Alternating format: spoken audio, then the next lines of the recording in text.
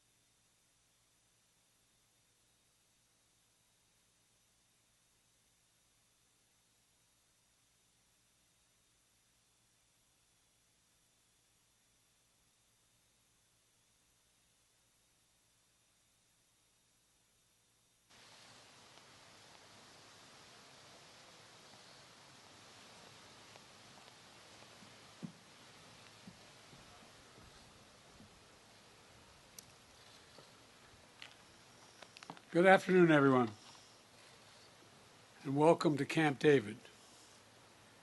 If I seem like I'm happy, it's because I am.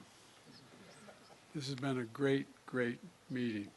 Mr. President, Mr. Prime Minister, we meet in this historic place to make a historic moment, and I believe that to be true. This is a new era in partnership between Japan and the Republic of Korea and the United States. Our new Camp David Trilat. That's what we have here. But before we dive into the progress we've made today, if you excuse, we used to say in the Senate, a point of personal privilege, I want to start by expressing my appreciation for the contribution that your countries have made toward the relief following the devastating wildfires in Hawaii. I want to thank you both on behalf of the American people. I also want to note that my team is closely monitoring Hurricane Hillary, which has the potential to bring significant rain and flooding to Southern California. FEMA has prepositioned personnel and supplies in the region, and they're ready to respond as needed. I urge everyone in the path of this storm to take precautions and listen to the guidance from state and local officials. And you've heard me say it before, Republic of Korea and Japan are capable and indispensable allies. Now to the purpose of why we're here. America's commitment to both countries is ironclad, and my personal commitment to bringing these three nations together was real from the very beginning. Since last summer, we've met on the margins of the NATO summit in Spain, the ASEAN summit in Cambodia, and the G7 summit in Japan.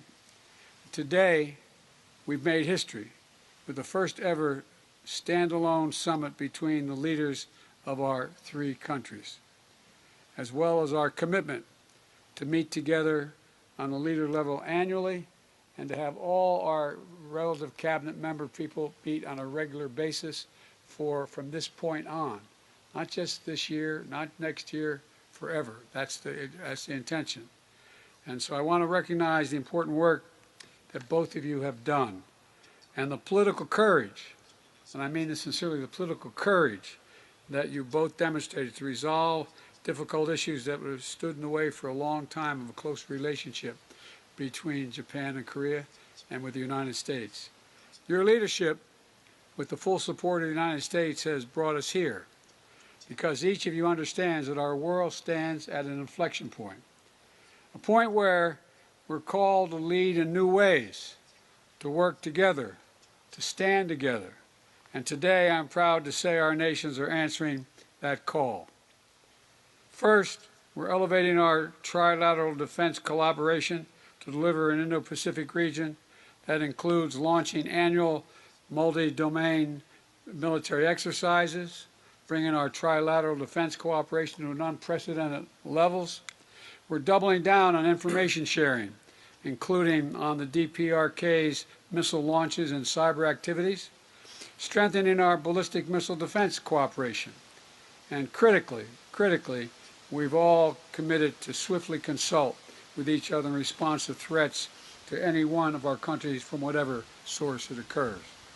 That means we'll have a hotline to share information and coordinate our responses whenever there is a crisis in the region or affecting any one of our countries.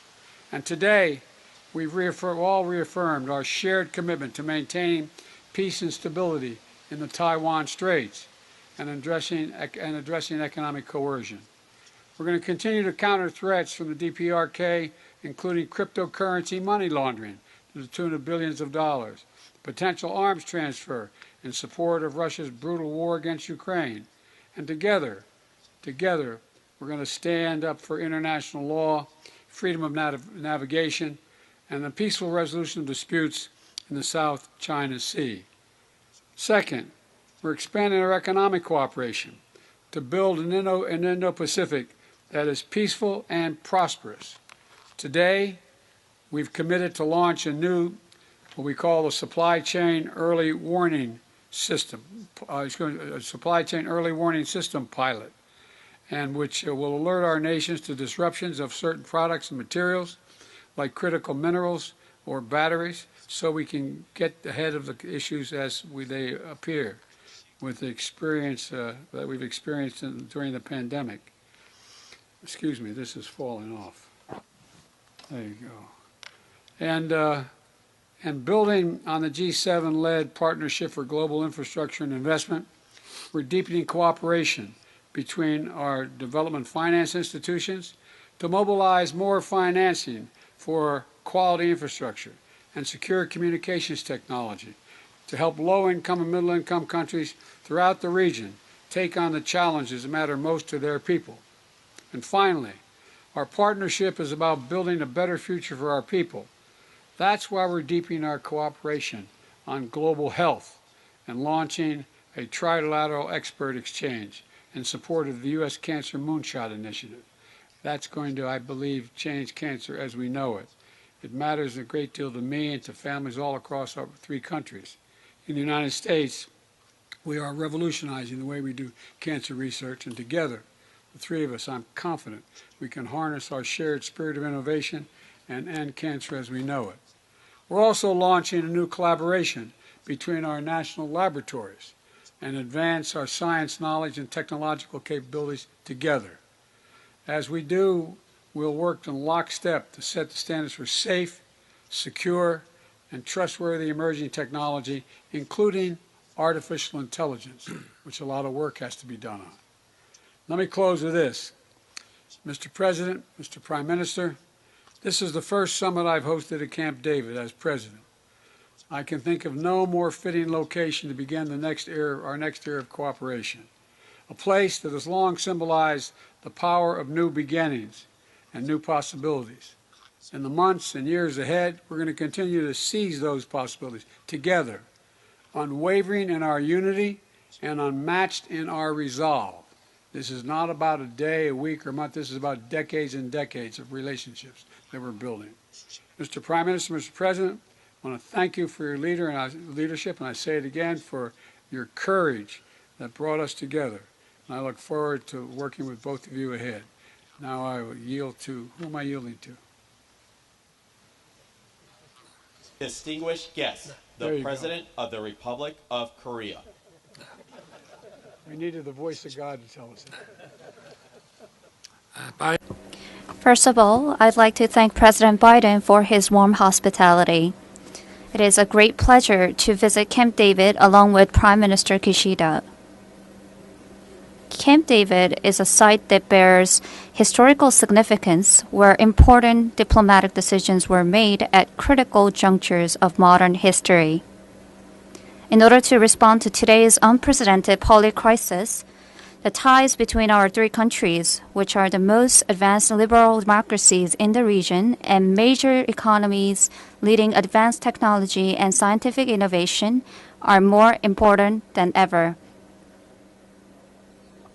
From this moment on, Camp David will be remembered as a historic place where the Republic of Korea, the United States, and Japan proclaim that we will bolster the rules-based international order and play key roles to enhance regional security and prosperity based on our shared values of freedom, human rights, and rule of law. Today, we, the 3 leaders, held the very first standalone trilateral summit. marking a new chapter in our trilateral cooperation. Today, we have agreed on the Camp David principles that will function as the enduring guidelines for our trilateral cooperation. In addition, we have developed the spirit of Camp David, which is a document embodying the vision of our trilateral cooperation and ways to translate our will to cooperate into action. First of all, to facilitate the stable development of our trilateral cooperation, we have built the institutional basis for the trilateral cooperation at multiple levels and sectors. In addition to making our trilateral summit regular, we have agreed to have our government's personnel at all levels, including foreign ministers, defense ministers, and national security advisors, meet every year to closely coordinate our trilateral cooperation. In particular, we, the three leaders, have agreed to establish a communication channel so we can swiftly coordinate and respond together in case an urgent issue occurs in the region. Furthermore, to bolster our trilateral strategic cooperation in the Indo-Pacific, our three countries will establish the ROK U.S.-Japan Indo-Pacific Dialogue, which will discover new areas of cooperation. Also, along with the economic security dialogue led by our three countries' NSCs, we have agreed to found a consultative body for development policy coordination and also build cooperation frameworks in various sectors, including global health and women empowerment. We have also decided to hold our ROK, US, and Japan Global Leadership Youth Summit to strengthen ties between our future generations. Second, we have agreed to step up our security cooperation to ensure our people's safety and peace in the region based on the now institutionalized cooperation framework. First of all, to this end, we have consulted on practical ways to cooperate aimed at improving our joint response capabilities to North Korea's nuclear and missile threats, which have become sophisticated more than ever. The real-time sharing of DPRK missile warning data, which was agreed upon during the Phnom Penh summit last November, will be activated within this year, and this will make a significant progress in strengthening our three nations' capabilities to detect and track North Korea's missiles. In countering the DPRK's nuclear and missile threats, we concurred that trilateral defense exercises were crucial. As such, annual plans will be established for the ROK US-Japan drills we committed to. In the meantime, as North Korea funds its nuclear and missile programs by exploiting labor and human rights, efforts to monitor and stem such activities will be redoubled.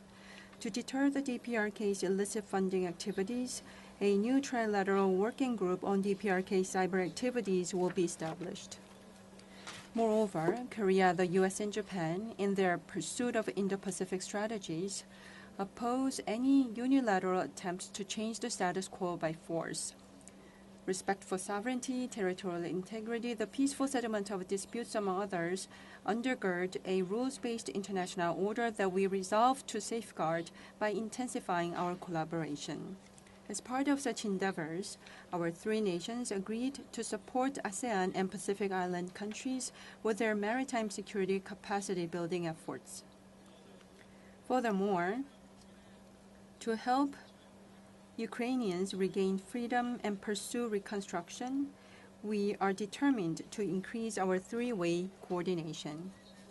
Next, we, the three leaders, discussed how to work together to promote shared prosperity and future growth. First of all, in the field of economic security directly linked to our national economies of the three countries, we will work to expand our strategic partnership. To ensure global supply chain resilience and energy security, we pledged to bolster our trilateral cooperation. To manage global supply chain risks, an early warning system will be established together. In addition, we decided to broaden our collaboration in the field of cutting-edge technologies to secure future growth engines. specifically in AI, quantum, bio, next-generation telecommunications, and space sectors. Cooperation among our three countries will deliver powerful synergies.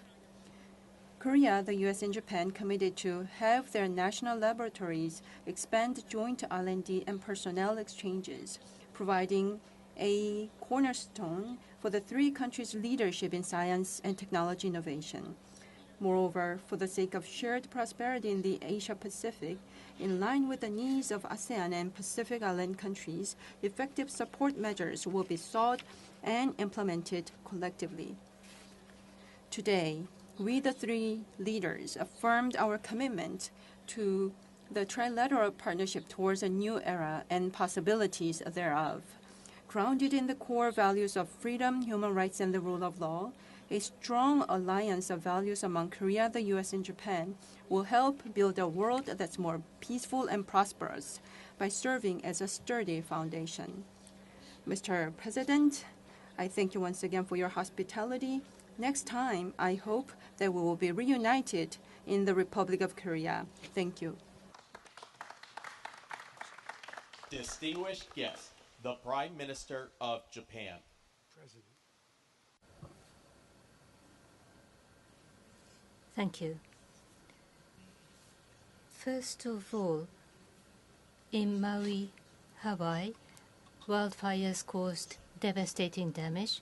I express my sympathy, and I really pray for the peace of those who have lost their lives. In order to offer support, a total of $2 million worth of support by our country has been decided, and therefore the relief for the affected people and for the earliest recovery of the affected areas, Japan will proactively do our contribution.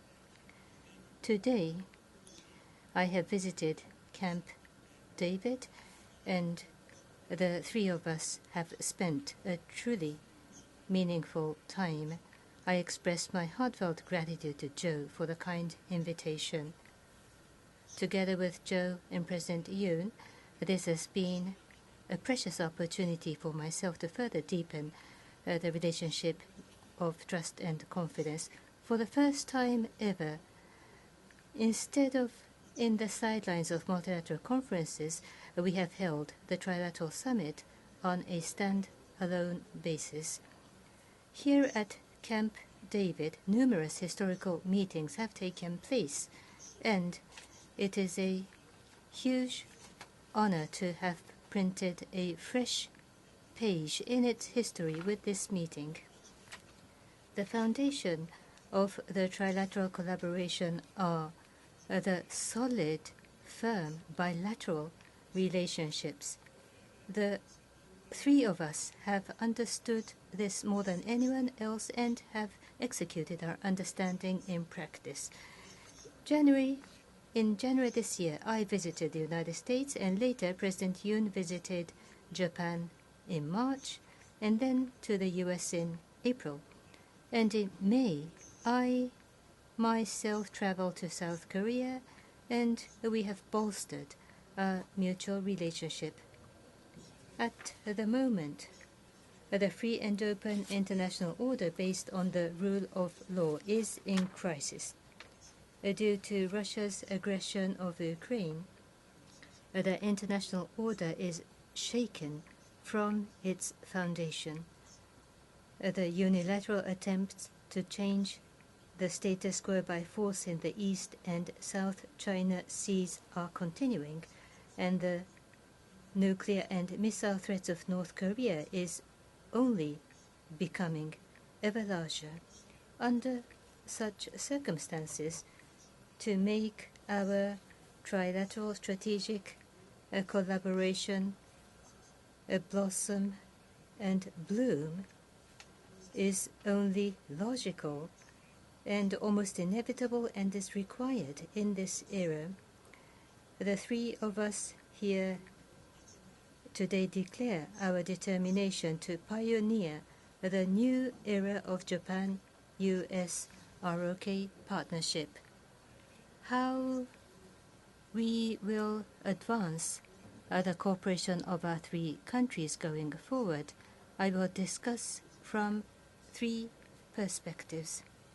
Firstly, the coordination between the Japan-US and the US-ROK alliances will be reinforced, and trilateral security cooperation will be brought to a new height.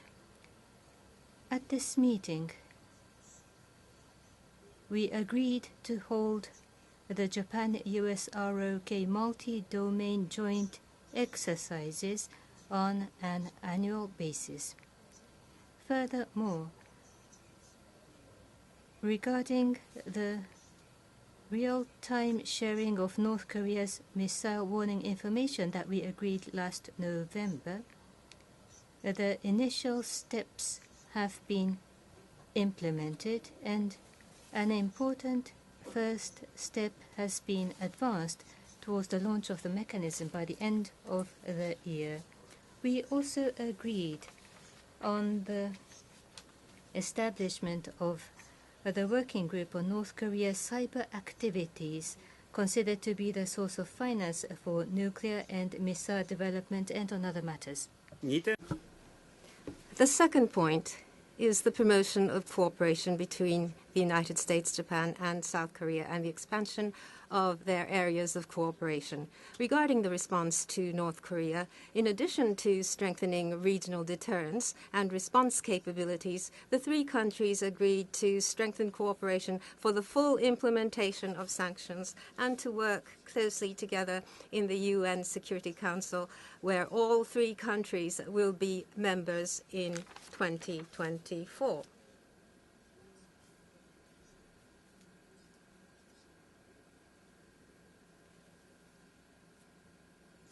At the same time, we shared our recognition that the way is open for dialogue with North Korea.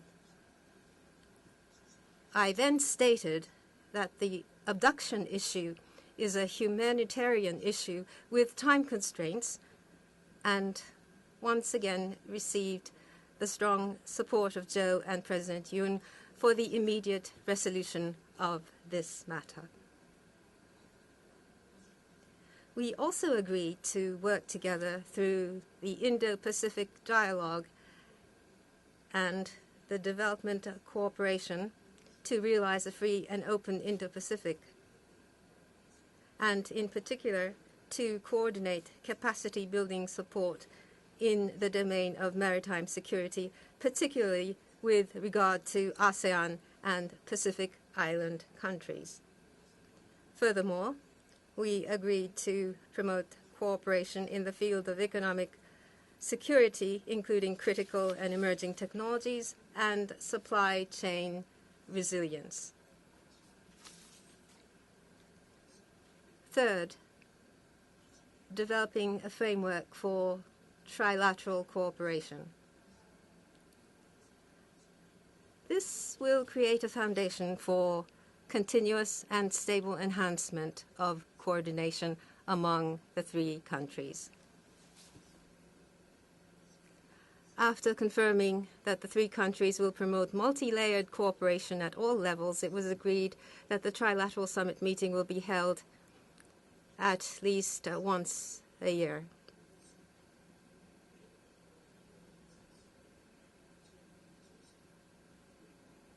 And likewise, the ministers of foreign affairs, defense, and national security advisors will each also meet at least once a year. And the financial minister, as well as the industry and commerce ministers, will be meeting.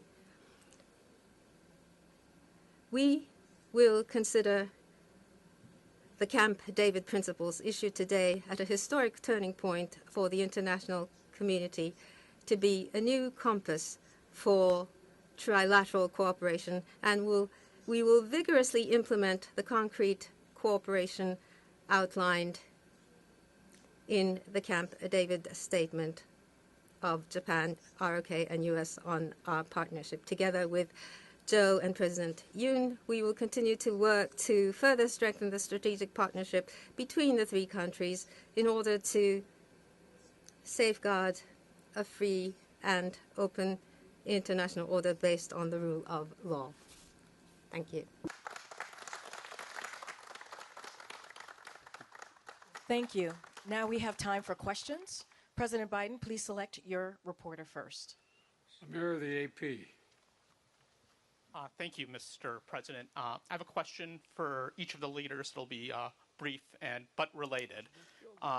President Biden, first for you, how confident should Asia be about a robust American commitment to a nuclear umbrella when the commander-in-chief who preceded you and is looking to succeed you spoke openly about reducing the U.S. footprint in the Korean Peninsula?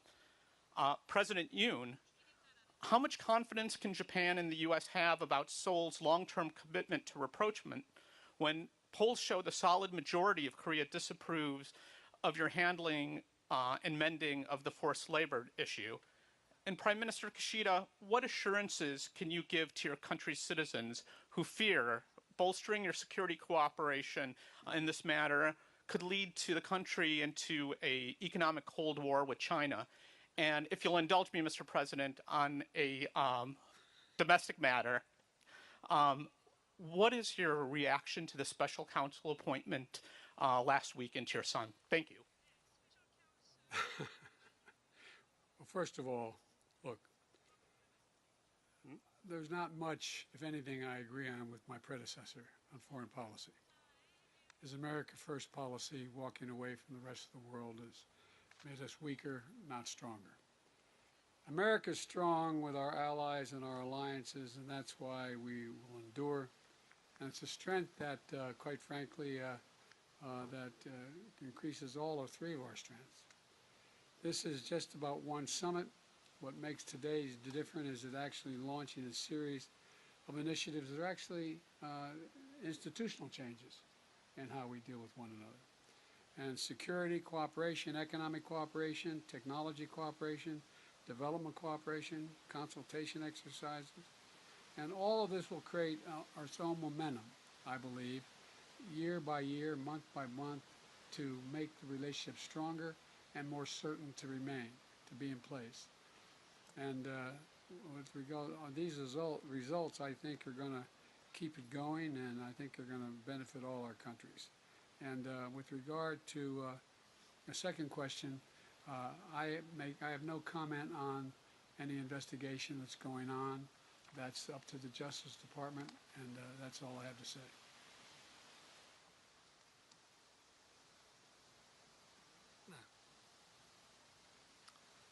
제게 하신 질문에 대해서는 To the question that was directed to me, I would like to say that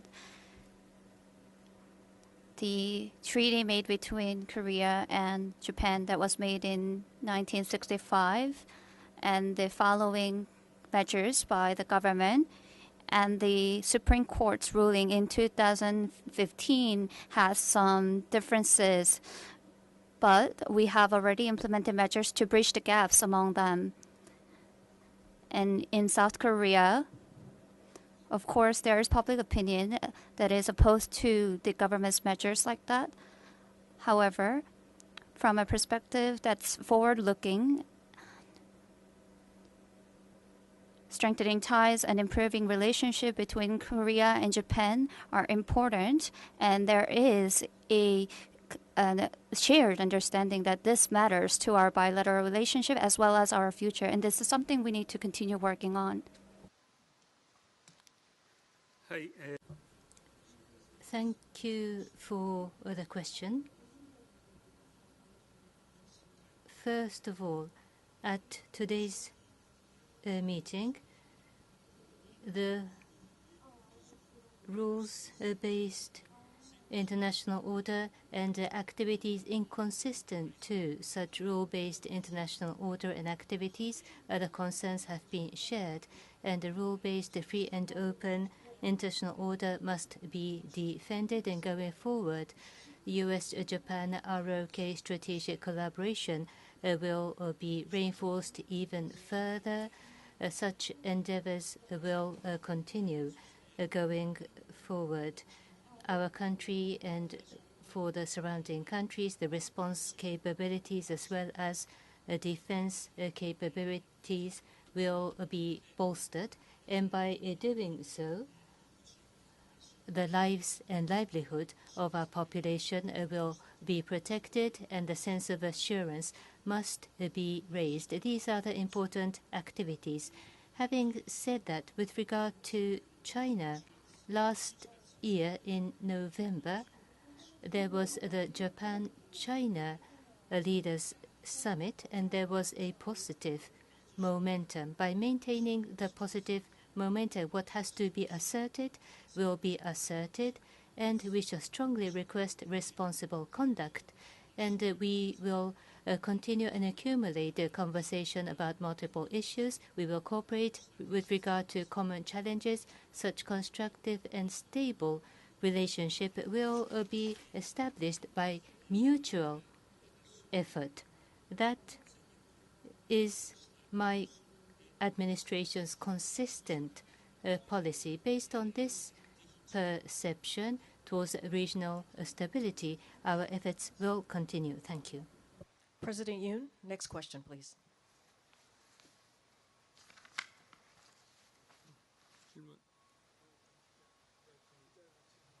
네.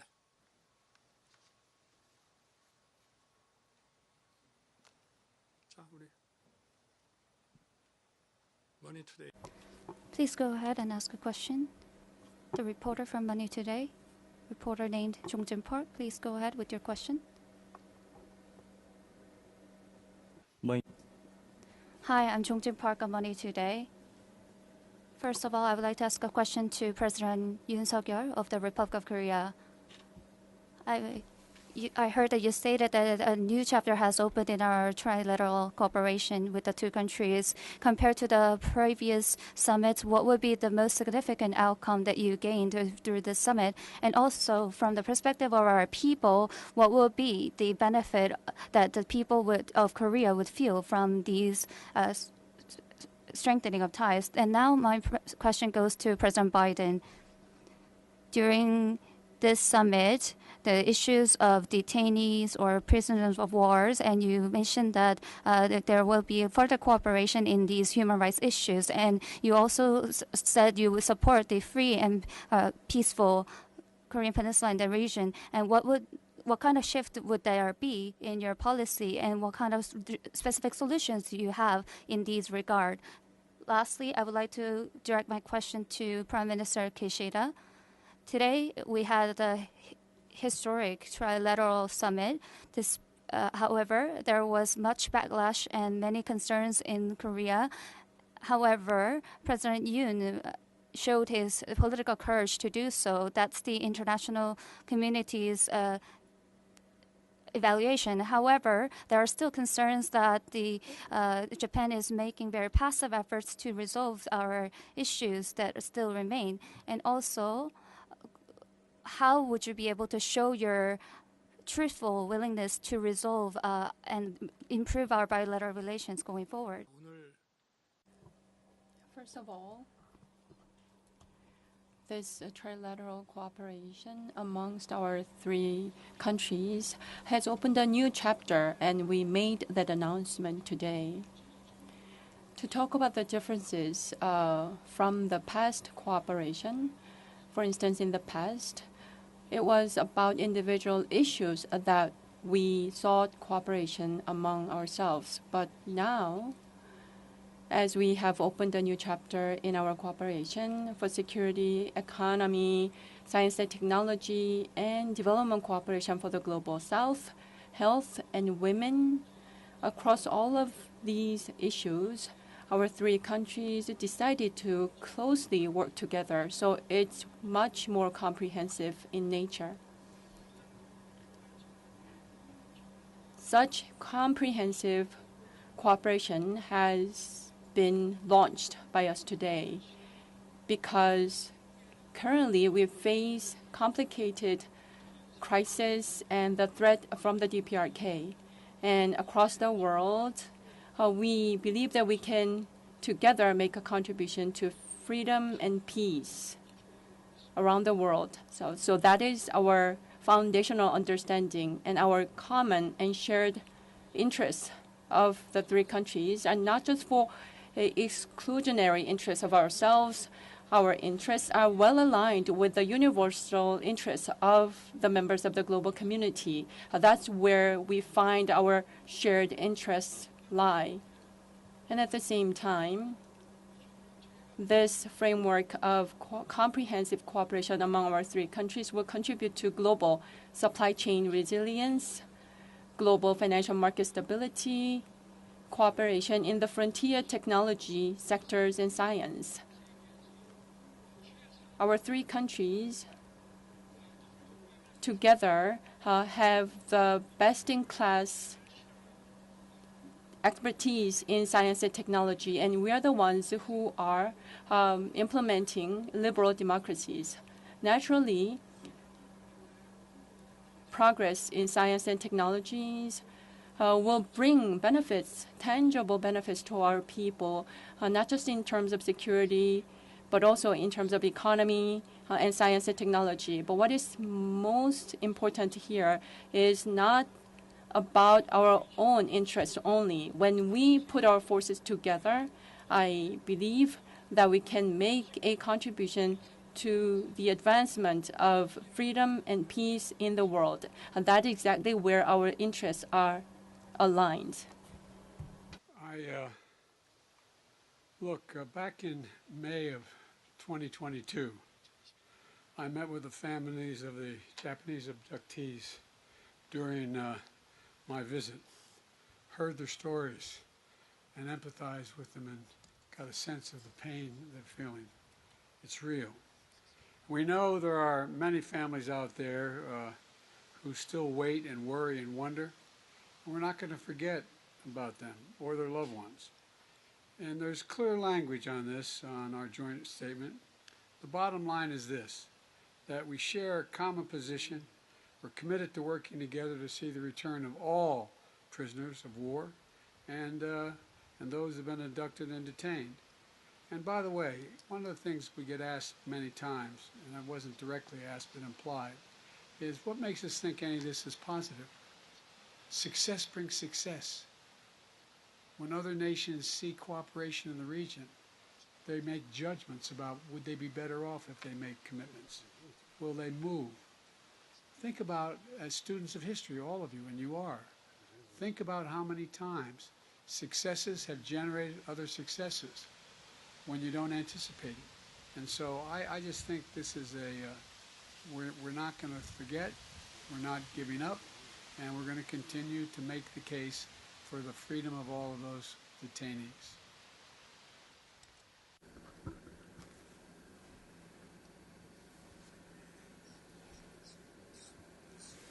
With regard to your question for me, first of all, I have strong feelings about strengthening bilateral relationships between ROK and Japan. I share that with President Yoon.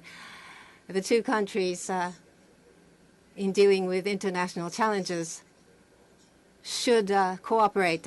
We're both important neighboring countries, and so friendship with President Yoon and a relationship of trust based on this, both countries as partners should open up a new era, and that is my thinking.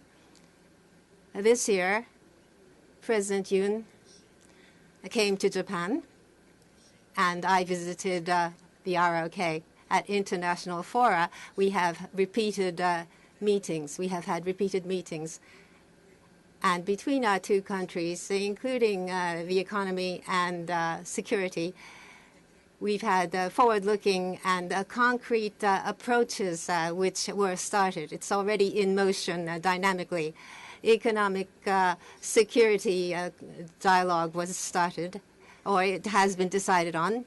In the area of export control, there have been progress, and also financial ministers and defense ministers have had meetings. And so we've had this very positive, forward-looking developments. And these are seen not only in the public sector, also in the private sector. We see a slate of developments, human exchanges and exchanges between business circles.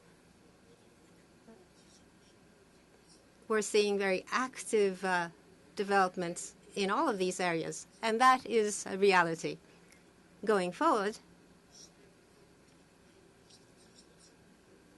we hope to accumulate these approaches along with President Yoon to strengthen our bilateral relations even further by generating results. We hope that people will understand Japan's feelings toward our bilateral relations, and we'd like to continue such efforts. Thank you.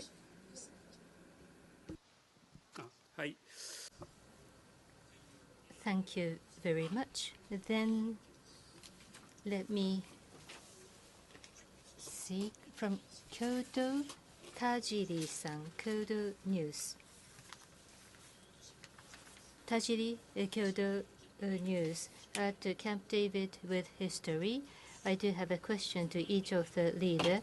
Mr. President Biden, it was mentioned at this summit meeting, but Russia's aggression of Ukraine is continuing. So what role do you expect of Japan? Prime Minister Kishida has mentioned that as China's threat in Asia is rising, Ukraine may be East Asia tomorrow. What do you think about this comment, President Biden?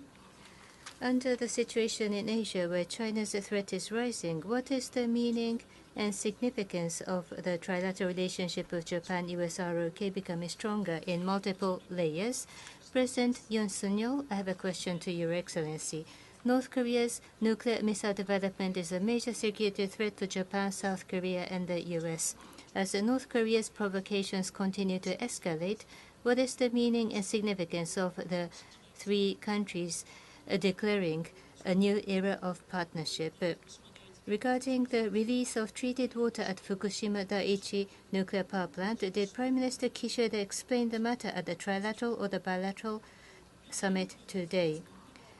At the recent Japan ROK summit meeting, Your Excellency, you expressed your intent to respect the IAEA report. Despite the strong domestic opposition, why do you demonstrate your understanding for the policy of Kishida administration? I ask for the reason.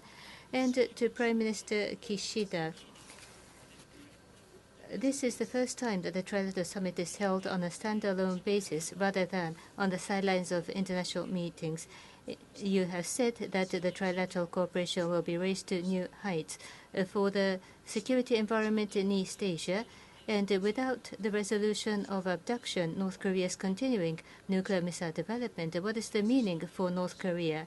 And in East and South China Seas, by maritime advancement, China is continuing unilateral attempts to change the status quo. What is the meaning for China? And you have a great imagination. One question ends up being six, but thank you. I'll try to answer all of them. I'm glad I didn't have you as my law professor when I said one question. Anyway, they're all legitimate questions. Look, on Ukraine, I and my country and the leadership of my country and both parties are very grateful for everything Japan is helping to deal with in Ukraine. And I mean that sincerely. They've showed strong leadership through the G7 as well, and contributed to a significant amount of financial and humanitarian assistance to Ukraine, as well as non-lethal military equipment. And, and they've joined so many other nations in holding Russia accountable through for international sanctions. If my memory serves me well, and I think it does, Mr. Prime Minister, we found ourselves in a circumstance where when I called you about Ukraine, I didn't have to convince you of anything. I started off to make the case that Ukraine was a circumstance where to think in the first quarter of the 20th century, another country would amass over 150,000 forces on the border of another country, or 150,000 forces, and invade that country without any rationale other than, if you read Putin's speech after he invaded, he talked about Kyiv being the motherland, it just was ridiculous, I think, and he talked about being Peter the Great. It was Just imagine if we'd done nothing. Imagine if we'd done nothing. And the point was immediately recognized, if I'm not mistaken, by you, Mr. Prime Minister, that we're in a situation where it could happen anywhere. We stood still. What signal would that send to China about Taiwan? What signal would that send around the world with nations more powerful on borders? But here's the deal. You contributed significantly to what I think is already the, let me put it this way. Russia has already lost. It cannot meet its original objective, which it stated. It's not possible. But then they've joined so many other nations in holding Russia accountable for international sanctions. With Japan's leadership from day one, it has been critical to making it clear that the consequences for war extend well beyond Europe. Well beyond Europe. I say it in reverse. What would happen if an Asian country with 150,000 troops invaded another? You think that would not affect the interests, the economy, and the foreign policy of nations in Europe and Latin America, all across the world? Would have profound impact. And with Japan's leadership from day one has been critical to making clear the consequences of this war extend well beyond Europe. Well beyond Europe. It's a global issue. It has impacts everywhere, and Prime Minister's comments at Shangri-La capture that. And by the way, you know, what we talked about this being an inflection point. The world's changing. The world is changing. And about every 6 or 7 generations it makes significant change. And there's a lot happening. And the idea that we're going to sit down in the rest of the world and say, well, that's only a European problem. There hasn't been that kind of invasion since World War II. And so, as for peace, we all want that, of course. Ukrainians want it most of all. And my team has been working very closely with the President Zelensky's team and further peace formula, noting that nothing about Ukraine without Ukraine, but nonetheless, we're meeting with them constantly. And your other 2 questions about China. I'll just say this summit was not about China. That was not the purpose of the meeting, but it did come, China obviously came up. Not to say we don't share concerns about the economic coercion or heightened tensions caused by China, but this summit was really about our relationship with each other and deepening cooperation across an entire range of issues that went well beyond just the immediate issues we raised. It was about more peaceful and prosperous Indo-Pacific, a region, quite frankly, that would benefit everyone living there and around the world if we get it right. It's not just here. It has a phenomenal impact. Think about what's, at any rate, I don't want to get going, I'll take too long, but as you've seen from the initiatives we're announcing here, today is just how committed we are to see this vision take place. And I think this relationship that we've put together, and I think you're going to see it expanded. It's not merely what we did today. This is a historic meeting, but we've laid in place a long-term structure for a relationship that will last and have a phenomenal impact, not just in Asia, but around the world. Someone once said in a different context that about healthcare provision in my country a while ago. This is a big deal. This is a big deal. Thank you. They have to answer their questions. Yes, let me address the questions directed to me. First, as to North Korea's nuclear and missile provocations and the threats that are posed, and how we plan to counter those threats together among our 3 countries, let me address that question. Of the cooperative frameworks among our 3 countries, what is most symbolic out of those is our cooperation in defense area. Any provocations or attacks against any one of our 3 countries will trigger a decision-making process of this trilateral framework, and our solidarity will become even stronger and harder. And at the same time, missile information will be shared in a real-time basis, and systematic training and drills will be implemented in accordance with the systematic annual schedules, regular schedules, and regular trainings that we plan to carry out together against the DPRK's missile provocations. That will be our response. And at the same time, regarding your question concerning the water release from the Fukushima plant, as a matter of fact, that issue was not addressed during our summit because it was not on the agenda. But still, let me try to address that question. The Fukushima plant's treated water, if it's going to have some type of impact, it would flow through the entire Pacific Ocean, having an impact not just on our three countries, but all countries around the world. As such, for the sake of safety and health of the people of our three countries and all members of the international community, that should be something that we need to place the highest priority on.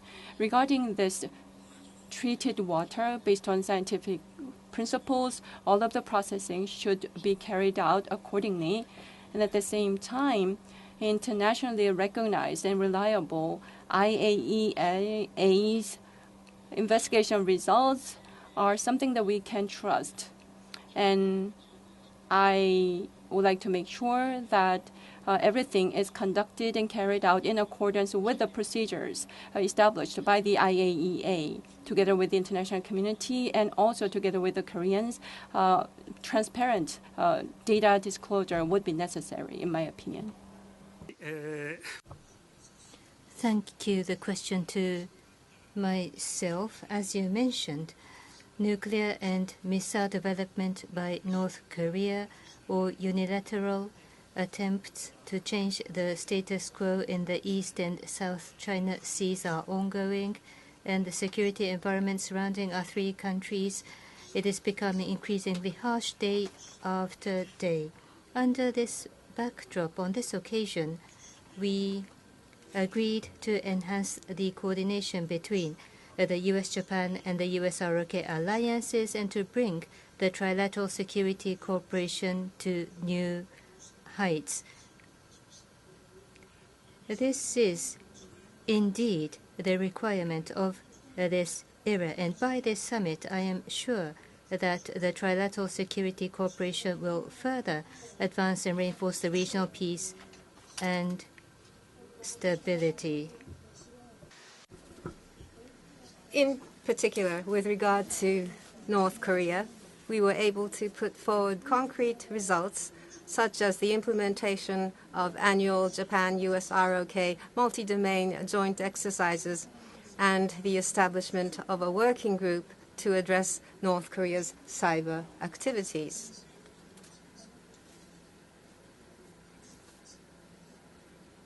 I also stated that the abduction issue is a humanitarian issue with time constraints, and Joe and President Yoon reiterated their strong support for the immediate resolution of this matter. We also shared our recognition that the path to dialogue with North Korea is open. Furthermore, once again, the presidents of both countries aligned with me in strongly opposing unilateral changes to the status quo through the use of force. We will continue our efforts to further strengthen the strategic partnership among the three countries in order to defend the free, open, and international order based on the rule of law.